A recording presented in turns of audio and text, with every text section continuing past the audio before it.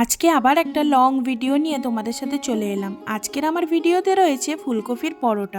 পরিমাণ মতন আটা নিয়ে তাতে সাদা তেল, নুন আর চিনি দিয়ে ভালো করে মাখিয়ে নিয়েছিলাম। আটাটা ভালো করে মাখানো হয়ে যাবার পরে তাতে আমি কসুরি মেথি মিশিয়ে দিয়েছিলাম।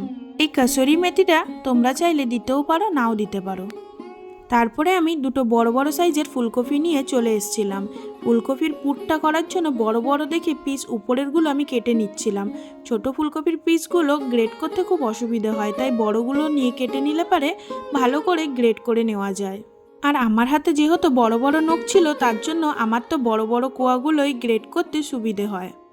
বড় বড় নখের জন্য আমি আটাও মাখতে পারি না, তাই আমি যখনই যাই বানাই মা সবসময় আমাকে আটা মেখে দেয়। তাই সব কিছু রেডি করে মাকে আটার থালাটা আর জলটা দিয়ে বলি, মা তুমি আটাটা মেখে দাও।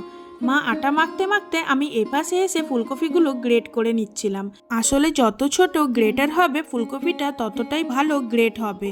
আর আমি ছোট গ্রেটারে গ্রেট করে নিচ্ছিলাম, পুরো ফুলটা গ্রেট করে ডাঁটটা আমি ফেলে দিচ্ছিলাম। এক এক করে সবকটা ফুলকপির কোয়ারি আমি ফুলটাই গ্রেট করেছিলাম, আর প্রতিটা ফুলকপির ডাঁটটা ফেলে দিয়েছিলাম। দেখো, ছোট গ্রেটারে গ্রেট করার জন্য আমার ফুলকপিটা কত মিহি হয়ে গ্রেট হয়েছে, একদম বোঝাই যাচ্ছে না। ফুলকপিটা ভাজার জন্য আমি এখানে কিছু মশলা রেডি করে নিয়েছি, যাতে আছে গোটা জিরে, কাঁচা লঙ্কা, আদার কুচি আর একটু ভাজা মশলা, সঙ্গে হলুদ আর ম্যাগি মশলা। তেলে প্রথমে হিং দিয়ে গোটা জিরে, আদার কুচি আর লঙ্কা কুচিটা দিয়ে দিই। তারপরে আমি ওই ভাজা মশলা, ম্যাগি মশলা আর একটু হলুদটা দিয়ে তার মধ্যে ফুলকপিটা আস্তে আস্তে করে দিয়ে দিই। আসলে ফুলকপিটা এর মধ্যে দিয়ে ভালো করে ভাজতে হবে। ফুলকপির যে রসটা রয়েছে সেই রসটা শুকিয়ে যাবে। স্বাদ মতন নুনও এই ফুলকপির মধ্যে দিয়ে ভালো করে লাল লাল করে ভেজে নিতে হবে। ফুলকপির জলটা শুকিয়ে গেলেই বুঝবো আমরা যে ফুলকপিটা হয়ে গিয়েছে। আর যখন দেখবো হয়ে গিয়েছে তখন উপর থেকে ধনেপাতা কুচিটা ছিটিয়ে দিয়ে আবারও আমরা ভালো করে মিশিয়ে নেব। আমি এখানে ফুলকপির পুরটা রেডি করতে করতে মা আমাকে আটা মেখে গোলা করে দিয়েছিল, আর আমি সেই গোলাগুলো এক একটা শেপ করে নিয়ে মাঝখানে পুরটা ভরে নিয়ে আমি রেডি করে নিচ্ছিলাম গোল গোল করে বেলার জন্য। এক এক করে এটাকে ভালো করে আটকিয়ে নিই। আসলে আটা মাখাটা একটুখানি নরম হয়ে গিয়েছে, তোমরা যখন করবে একটু শক্ত দেখে করবে, এতটাও নরম করবে না, তাহলে বেলার সময় কি হবে, পুরটা বেরিয়ে যাবে। যাই হোক, আমি তো ম্যানেজ করে নিয়েছি। যারা প্রথমবার করবে তারা একটু শক্ত দেখেই করবে।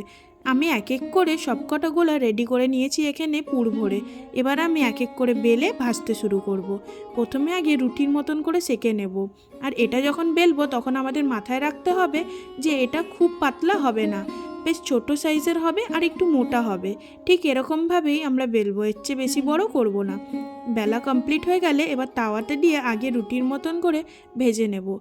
প্রথমেই আমরা তেল দিয়ে ভাজবো না, যেই দেখবো একটু ভাজা হয়ে গিয়েছে তখন আমি তেলটা মাখিয়ে নিয়ে এপিট ওপিট করে লাল লাল করে ভালো করে ভেজে ফেললাম। দেখো, বেশ সুন্দর লাগছে। তোমাদের কেমন লাগছে জানি না, আমার তো খুব ভালোই লেগেছিল, আর যারা খেয়েছে তারাও খুব ভালো বলল। তো একদিন এরকমভাবে বানিয়ে দেখো ঘরে। পরোটাগুলো কিন্তু খুব নরম হয়েছিল, একদম তুলোর মতো। তোমরা দেখে বুঝতেই পারছো হয়তো। চলো, আজকের ভিডিওটা এখানেই শেষ করছি। দেখা হচ্ছে আবার আমার নেক্সট ভিডিওতে। তোমাদের যদি ভালো লেগে থাকে এই পরোটার রেসিপিটা, অবশ্যই একটা লাইক কমেন্ট করে দেবে।